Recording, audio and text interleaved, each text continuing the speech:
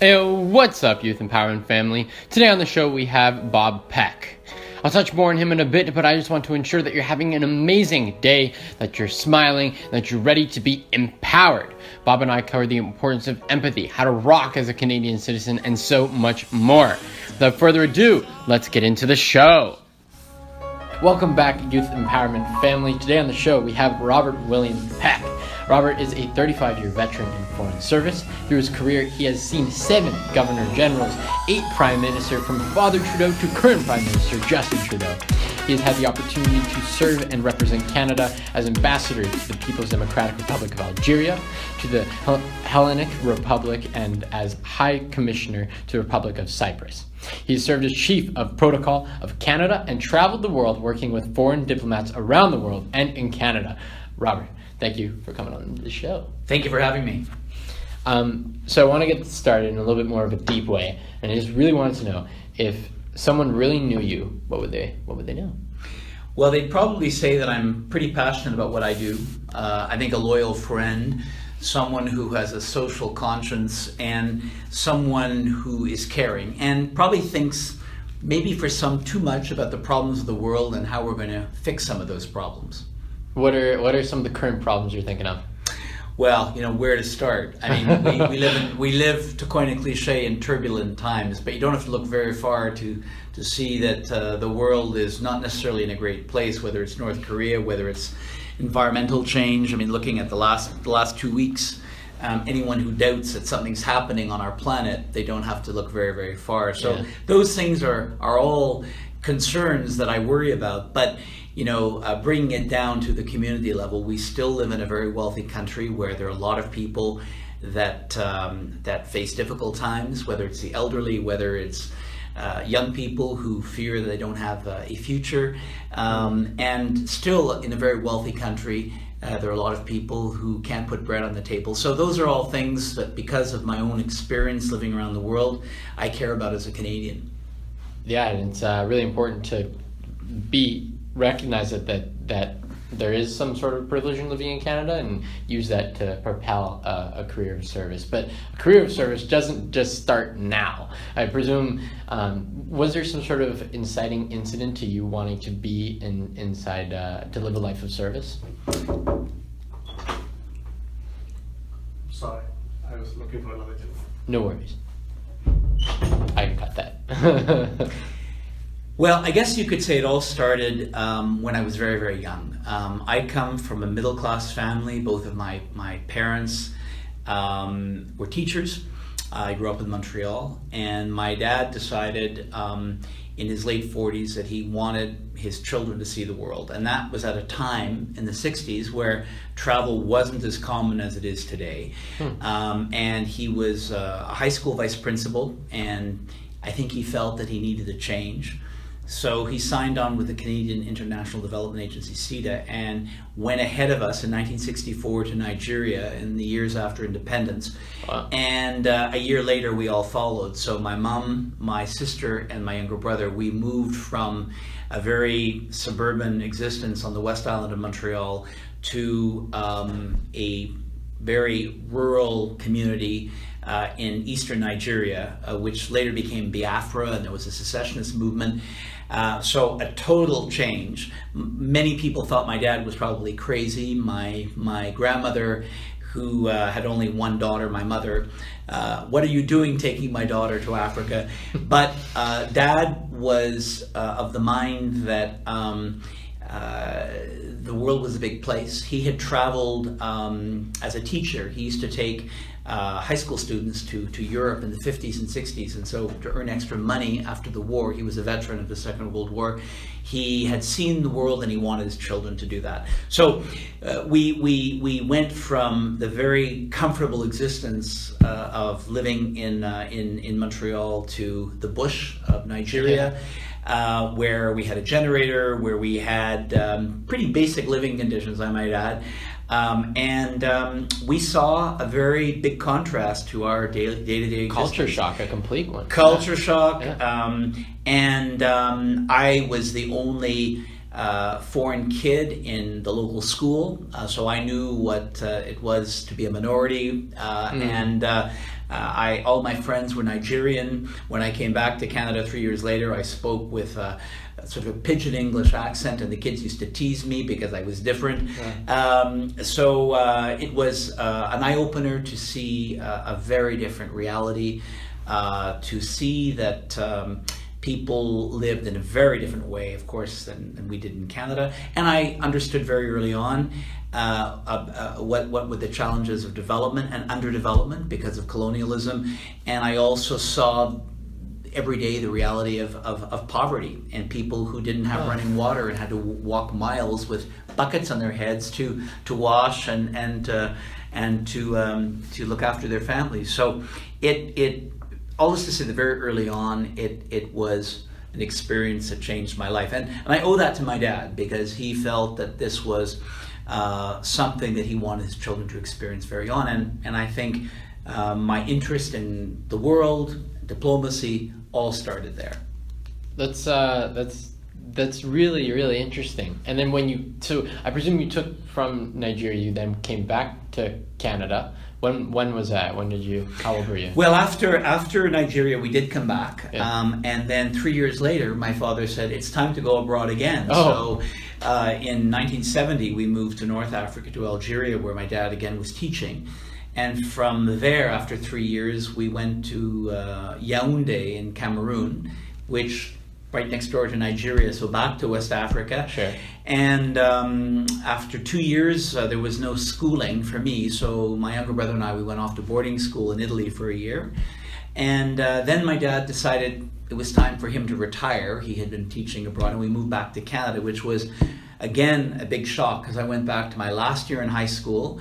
I had no network. I hadn't been on the the football team. I hadn't played hockey. So I came back to a country that was my own, but I was a total stranger. Yeah. I was a stranger in my land. So I had to reinvent myself and find a way of connecting to Canada and develop, my own sense of where I belonged in the world and what I was going to do with my life.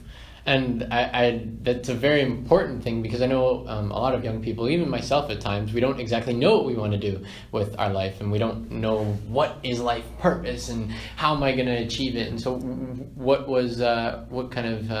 I know what inspired you, but when did you kind of pursue this career?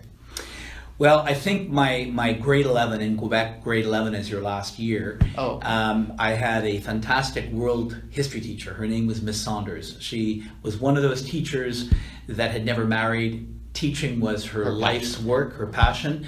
And that world history course opened my eyes to many, many things. Very rigorous course. It was the best preparation for going on to Cégep, junior college, and university that one could ever have. I think it was a defining moment because of the type of teacher she was. I learned, I got involved in, school student council and debating. I took part in youth parliament in Quebec. There was an organization called the Quebec Youth Parliament. I went for many, many winters in the Quebec National Assembly. I ended up being premier of the 30th session. Wow. We debated public policy issues. So all of that led, I think, to going on and studying history and journalism, and then working for a year as part of a program called the Parliamentary Internship Program in the House of Commons. And then I wrote the Foreign Service exams and joined the Foreign Service. It just seemed to be a natural segue from all of my life experiences in terms of being involved in public policy issues, in terms of debating, and having grown up abroad, I was just interested in pursuing a career that would allow me to explore the world. And so this life of getting into foreign service and being in a life of sort of service to the community on a broader aspect, not just at home, but across the world, I think being in service to something, whether it be a person or a community, is very important.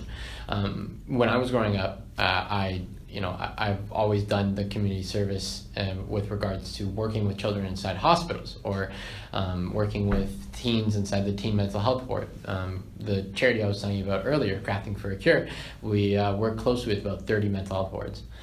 So I've gone and done that, and to me, when I am crafting with those kids and I see a smile on their face, and then that I've done my job, I've distracted them from their kind of sometimes miserable day-to-days, I feel good.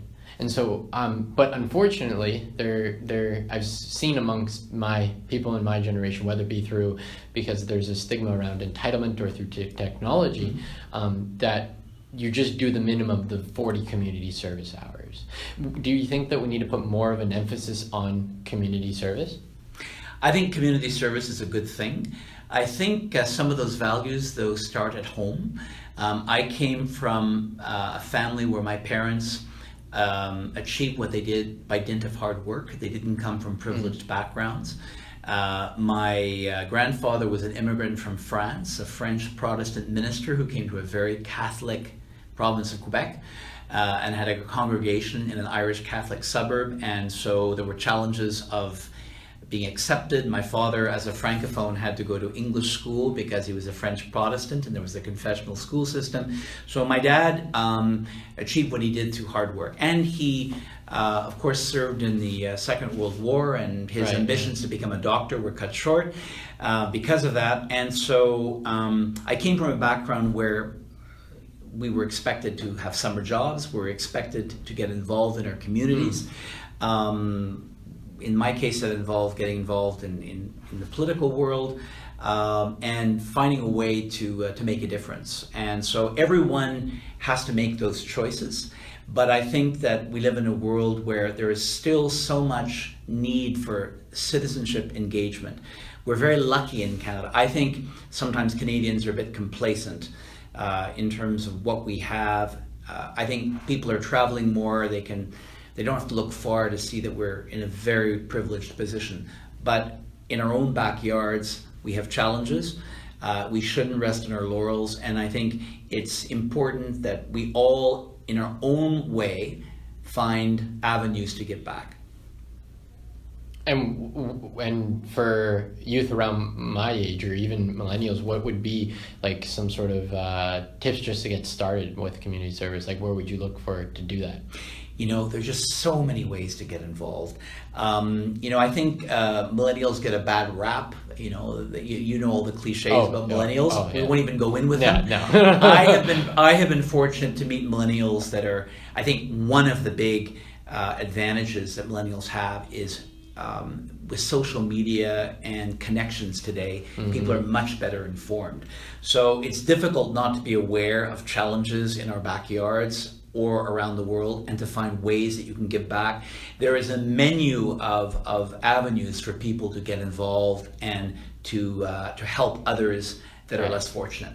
So I think becoming aware, following what's going on in your community, and starting very, very young. We have so many cases of young people that have founded NGOs or have found a way to give back or to raise money. And I think that there are many, many, many different ways that people can give back, and they're all equally valuable. And I completely agree. I think from myself, so speaking from myself, I think if you're going to do a lot more of service, find something that a cause that you're passionate about. Like I have a friend who founded called Sandwich for a Story, and he works with homeless people in the streets, and he takes people that want to help out the homeless, and he takes and brings them a sandwich and asks in return to tell their story on how they ended up here. And it's just very, sometimes they have very deep conversations with them, other times they just take the sandwich and go. And it's just super, super important to do that on something that you are passionate in doing, right? If I could just add, we don't have to aspire to always do things that are grandiose or we think are going to have huge impact. I believe firmly that one can make a difference in small steps. Changing one life or the lives of a few people, or helping someone in need at a time when a helping hand or reaching out will transform that person's life. And I have lived that, and I really believe in it. I think sometimes, perhaps because of the hype and wanting always to do something that has bells and whistles and maybe is seen as very, very ambitious, is not necessarily something that's going to happen to all of us. But I think that there are so many ways of touching lives and making a difference that are measured in small steps. Do you think that when you're growing up across the world that sort of mentality of one person can change a person's life, is that where that kind of came from? Possibly, but I've also seen it in practice. I've seen it in what others have done. I've worked with people that have inspired me, that always talked about the human element, identifying areas where, as an individual, I mean, let's face it, you or I cannot fix climate change. We can't. No, absolutely not. No. We cannot eliminate poverty tomorrow. But looking around us, it is not hard to identify somebody that might need a helping hand. There are broken families. There are young people who are estranged from their parents. There are people in poverty. You don't have to look very, very far to identify ways of helping others, is what I'm saying. I think that just doing the right thing is always the right thing to do. I agree. So through the worldly travels of your beginning, and then kind of your worldly travels as you continue to do, you've experienced a lot of people and a lot of sort of this human element and human nature. What has, I think uniquely then you have this sort of standpoint to discuss a little bit about what unifies people and what brings people together. What have you seen based on your travels and the people that you've worked with? Why do people go behind a cause? Mm-hmm. Well, maybe I could just say that we often accentuate the differences between people around the world, but what I've learned in moving around is that we all have a lot in common. We all want to have a decent standard of living. We want to live in security. We want to find a life partner. We want our children, if we have children, to be able to succeed and contribute to the world. So there's a lot more that unites people than divides us. So I would just say that as much as there are differences, cultural, religious, and so on, at the end of the day, when you meet people from different backgrounds, regardless of where you are, if you're in the right setting, you find that there's more that brings us together than separates us. And that I've learned in diplomacy. Why do you think then there is that hate? Well, there's so many factors. Yeah. There are rivalries, there are religious schisms, there are ideological bad apples. There are a number of factors that mitigate against people working together for greater collective action. But there's also a lot of forces in the world of good, people who see beyond their borders, and they see the need for collective action above and beyond their towns or their countries, and a need to work together. Right. And you see that in many cases. I just think that now today, where we're also connected, it's an advantage that we didn't have when I joined diplomacy, for example, where sending a message back to Ottawa was a big deal. You had to get the approval to send a message back to Ottawa. Now with email and social media and Skype and everything else, we're all connected. And even in countries that are isolated, including ones like North Korea, we know that people there are much better informed than we think about what's really happening, despite the efforts of governments to restrict the flow of information. So we're a much more connected, aware population globally than we were not that long ago. So I think that there are far fewer secrets, and governments don't have the monopoly on information as they once did, which is a liberating thing. Communication, it's gone with technology and these advancements. It's really interesting to see, right? But the core foundations of communication, to be able to express a message and things like that, and with written or oral, how do you develop more so my question is, you talked about change, and I want to know, through communication, how can we inspire change? Well, I think that we have the tools, and I think a lot is about the message and what underpins the message. And I think it comes down to values, values and vision, I would say. we have a unique opportunity, I think, to transform using the tools that communication today provides to us. And I think that we have a great opportunity to reach out to some of the best minds, talent not only within our communities but around the world. And that linking of ideas and minds is something that we didn't have, in my generation as easily as we do today. So we have a unique opportunity, I think, to leverage expertise, perspectives across borders and across frontiers that really allows us to reach out to many people across the world. This is an advantage that I think is very, very powerful. I try to use I do that. Like I think leveraging kind of information and knowledge is wildly important, and to have LinkedIn, which I use to communicate to all my future guests or people that I try to bring on the show, is widely important. But I want to know if perhaps I struggle with, or a young person struggles with, oral or written aspects of communication, what tips do you have for them on how they can improve their expressing of their vision and values? Well, this is going to sound, I don't mean to sound negative, but I think social media has its advantages, but it's also detracted from the way we communicate. I think we've lost, or we risk losing the opportunity for people to communicate above and beyond using an iPhone or BlackBerry. We tend to communicate in sound bites, in spurts. The art of oral communication, you see it in many different ways because it's quick and easy. Right. The art of writing, I think maybe it's the nature of our school system. I think perhaps those skills of grammar and that rigor in terms of learning, writing skills probably has atrophied over the years, because social media has made it that much easier to communicate.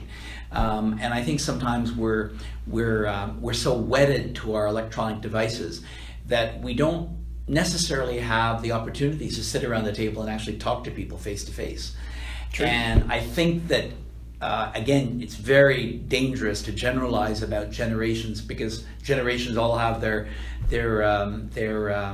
strengths and talking points, their strengths and weaknesses. Yeah. But I think that, how many times have you been in a meeting or at a conversation where everybody is so busy looking down at their device that they're not actually looking across, as I am to you, and having a conversation with you, in a very direct and open way.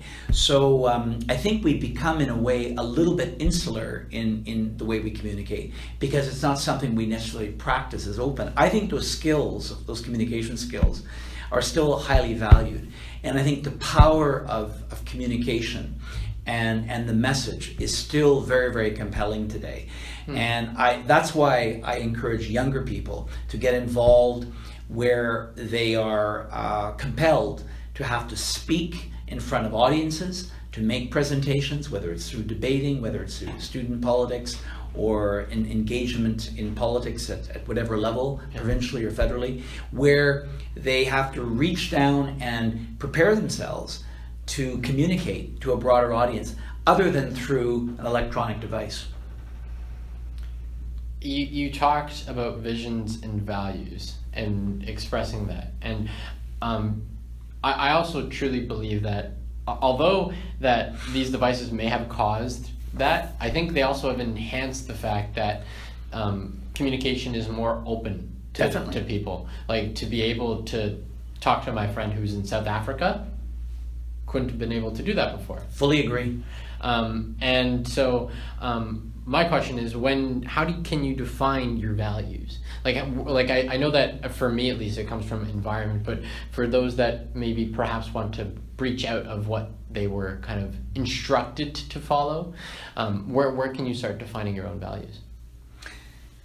I don't think there's any simple answer to the question. I mean, obviously values are partly learned behavior. It starts at home. It starts with the influences at home, your parents, your grandparents, people who have made a difference, but not necessarily your teachers, your friends. But also values are evolve over time, and your values can change based on life experiences, which is why I've always felt that having the broadest possible exposure to people and ideas is very, very important. And as you said, that's so interesting. Social media provide that exposure that the generation before didn't have. They had the telephone, but they didn't have Skype, they didn't have Instagram, they didn't have Facebook. So all of those influences have an impact on your value scale, but also learned life experiences. Having a chance to go and work not only outside of your community, but even abroad now. There's so many opportunities for younger people to go and work abroad, to make a difference working in a developing country. All of those things influence some of the values that you have been steeped in, but also to help your values and your vision of what you want to be as a person to evolve. I think it's important to note when you there is so many opportunities, but most people don't realize that. Yeah. And if they do, that perhaps it's a little bit overwhelming knowing that, man, I didn't even know about this. Like when you first make that discovery of how open it is. But with all these opportunities, I think something that you need to do is sort of kind of prioritize and time manage and figure out what you want to take on. I know that you're a very busy person with lots of different ventures and passions. So how do you go ahead and manage your time? First of all, it's both an advantage and a curse. I think today we are so bombarded with information. The choices, the opportunities, the inputs that anybody has to have, and frankly the competition that younger people face today as they make career choices is huge. But at the same time, the opportunities don't begin and end in your community. They are global in scale, which is just something very, very different from what my generation experienced, although those opportunities over time became more obvious. I think that making choices is obviously very personal. It requires a certain discipline. It starts with defining who you are and where you think you can make a difference in the world, and winnowing through those many different options that you're bombarded with every day and deciding where you think as a person you can really make a difference based on who you are, your life experiences, and your own value scale. And for every person that's different. I think one danger, if you're a passionate person, is trying to be everywhere. I think it's very, very good to play the field and have very many different life experiences. But at the end of the day, if you're oversubscribed, and we've all had those experiences, then you feel that maybe you're not devoting the time to do any one thing well. And my underpinning goal is if I take something on and I decide to do it, I want to do it the very best of my ability and deliver on my promises. And I think today being able to commit and delivering on your promises is very, very important. That people can depend on you to achieve what you said you're going to achieve. And I personally think that's something that I look at very, very carefully when I manage teams, is to set clear objectives, to make sure those objectives are understood, and that all members of the team understand what's expected of them. And so that clarity and focus in anything we do, I think, is very, very important. And how did, when you're doing these types of goal setting, do you use your values and vision to kind of guide where you want this to go? Like where you want yeah?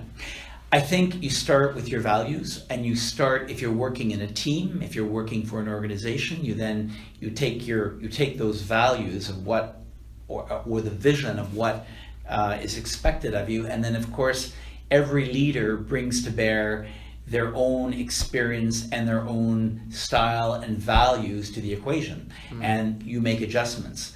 And you have to take a lot of time to listen, to understand what others are saying, that people understand what the shared vision is, and that you take the time to ensure that every member of the team feels part of that and fully engaged. And I think a lot of teams fail because we don't take the time to communicate, but also to listen and ensure that every single member of that team feels part of the objective. I believe that what makes good leaders, especially one character trait, is their ability to communicate and their ability to listen. What do you think makes somebody a good leader? I agree with that. I think also someone who inspires people. A good leader has to have, I think, a passion, obviously, but also can mobilize and energize people. Mm-hmm. And I think one important attribute that we often ignore is just basic courtesy in terms of how people are treated. Please and a thank you, and retaining, whether you're the leader or whatever, is that you're respectful of others. There have been times when I have been surprised that basic courtesies that I take for granted are not respected in a workplace, and to me that's very, very important. And I would argue, as leaders move up in their careers, is always remembering where you've come from. And I think modesty, in terms of how one comports oneself, is very, very important. To feel grounded, to be yourself, but always remember that modesty and being who you are is very, very important. I did an exercise with a guy. He's a mentor of mine. His name is Lewis Howes. Perhaps you know the name, perhaps not. And he this was the person I started listening to back in grade 9 when I was first getting into podcasts. And he came up with this book called The School of Greatness. It just happens to be the same name as his podcast. And in this book, there was these exercises he required you to do. And one of them was you had to define what your core principles were and things that you believed in. And one of the things that I put was never forget your roots. And I think that is so important because it allows you not only to get grounded, but it allows you to take your past and be that a propeller for your future. And so my, I guess, kind of question based on that is,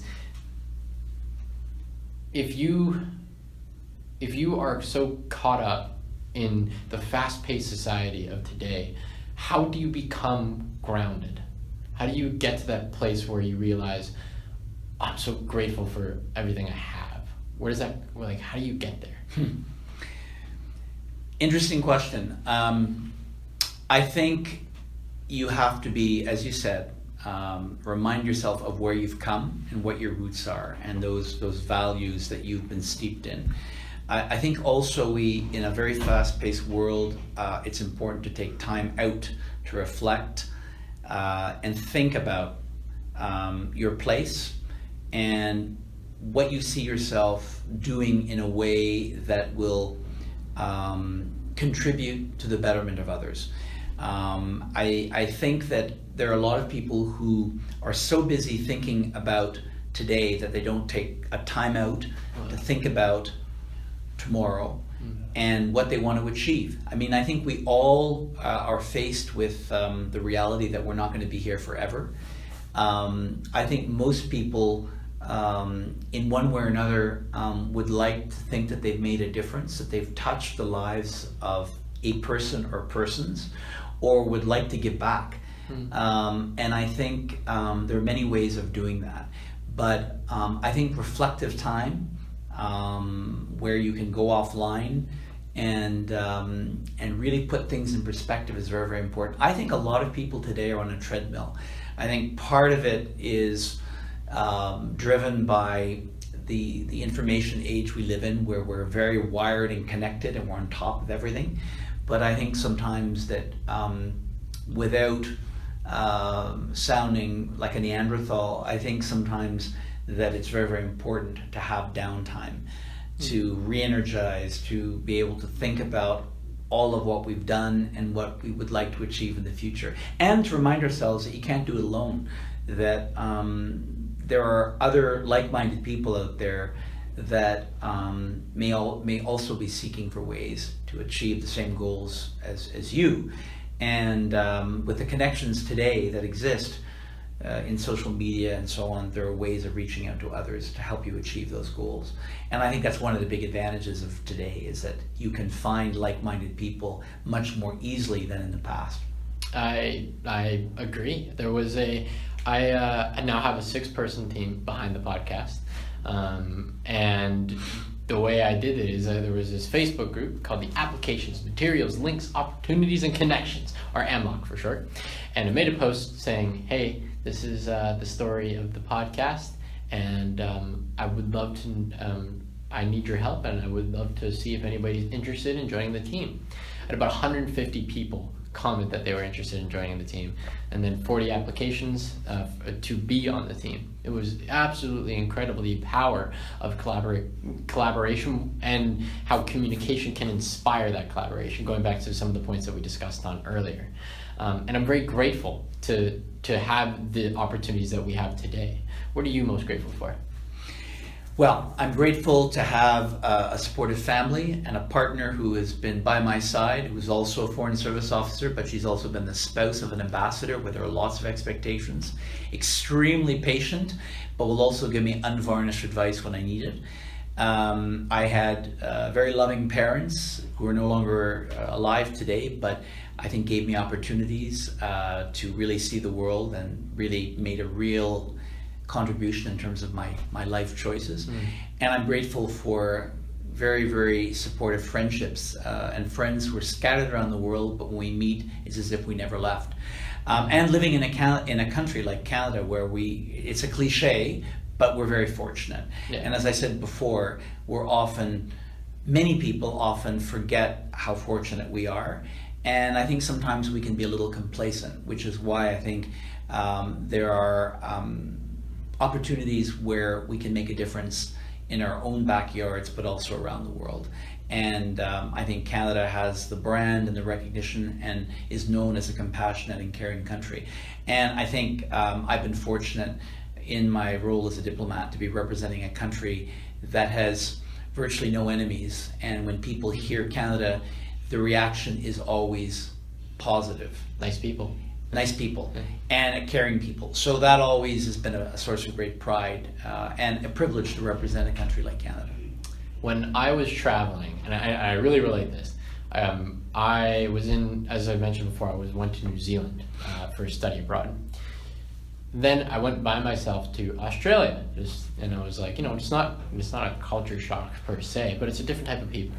And I was talking to my professor before I went to Australia, and I was like, so if I wanted to hitchhike from Melbourne to Sydney, how would I do so? And he said, wear a Canadian flag. Because when people see a Canadian flag, they think of the cliche things that you mentioned, that we're caring, nice, and worldly people. And people have caught on. Non-Canadians often use that Canadian flag or put a plastic cover on their passport. So It's true. Before we get into the final questions here, Robert, I want to first thank you, firstly for serving Canada as a diplomat, and I also wanted to thank you on a more personal level. You have such brilliant communication. I think that the language and the body language and tonality that you use is something that I hope that I can and will strive to work towards. So I want to thank you for expressing yourself today and showcasing me how much more room for improvement I have. And I hope that you guys don't see him, but he is an amazing individual, and just wanted to thank you. Thank you for the compliment. Final few questions. Are you ready? Okay, here we go. I'm ready.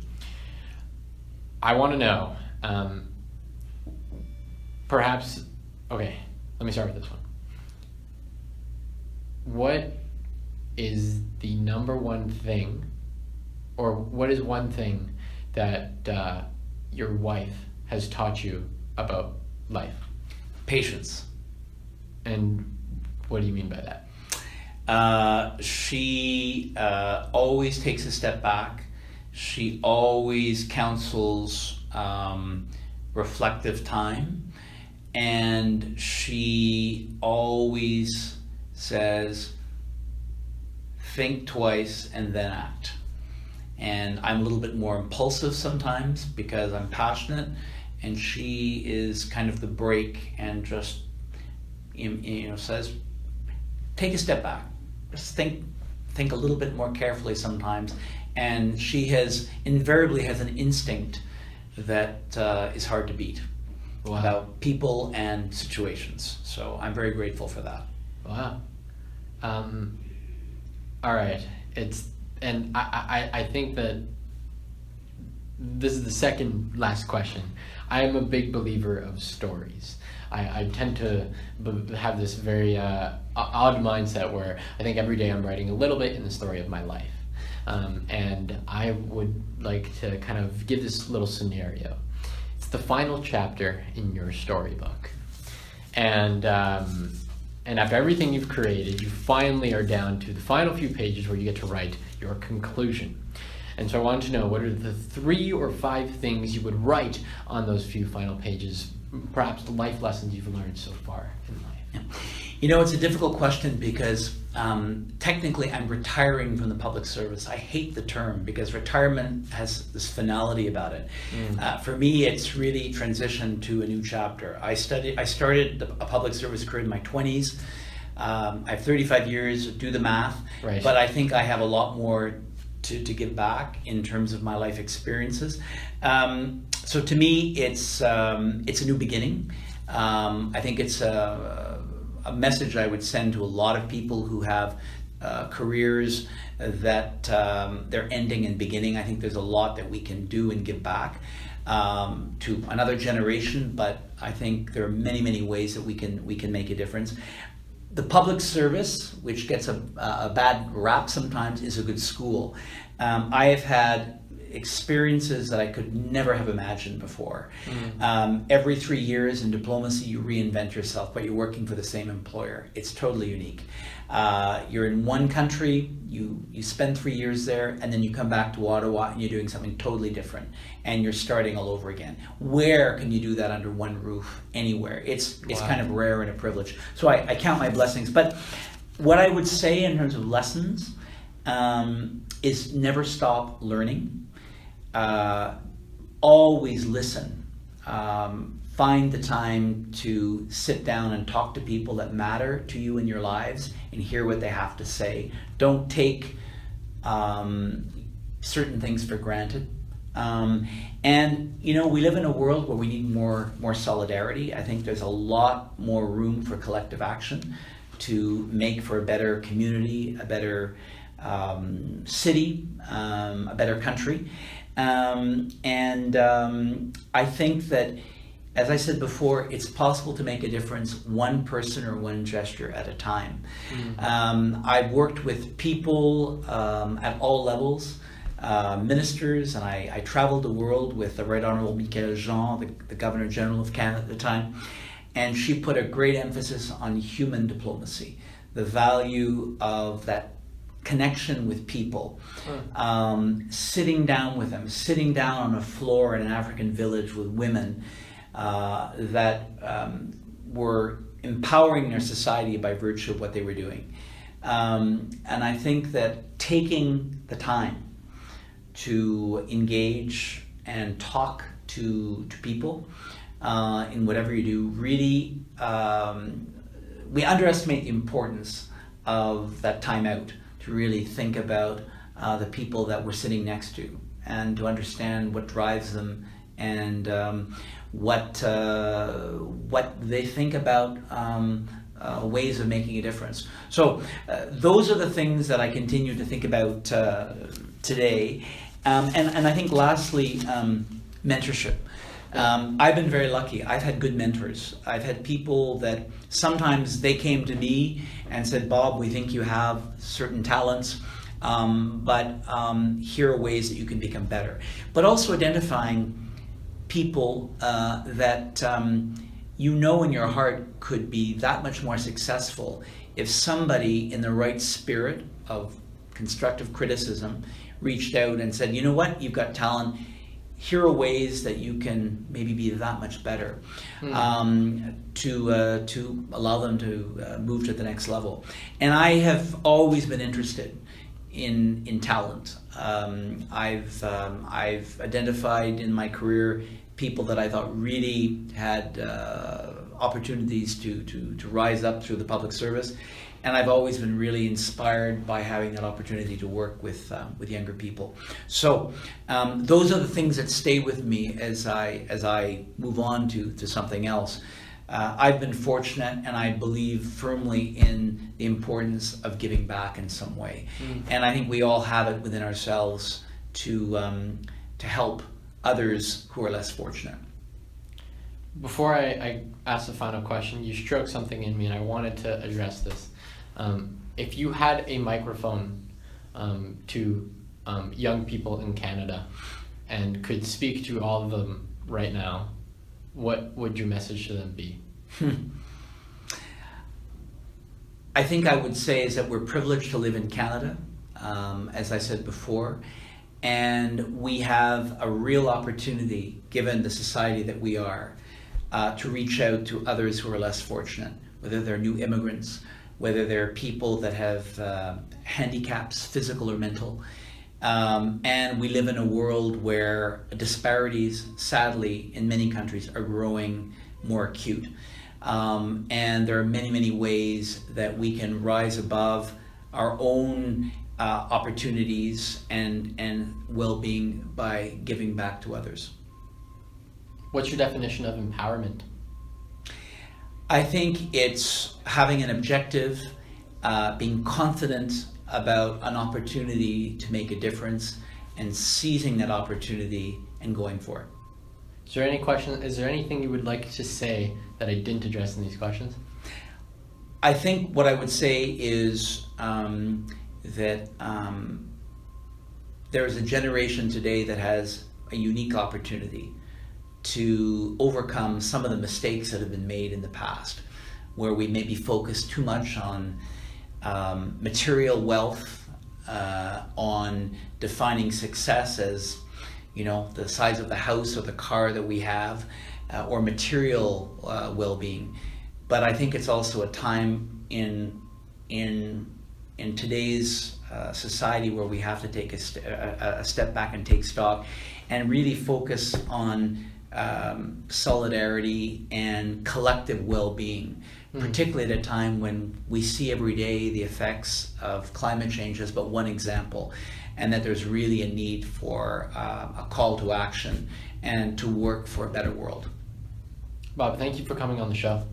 Thank you for having me. I hope you enjoyed that, YEP family. Be sure to drop a like, share it out, and go empower the world with your most amazing talents. You can do it!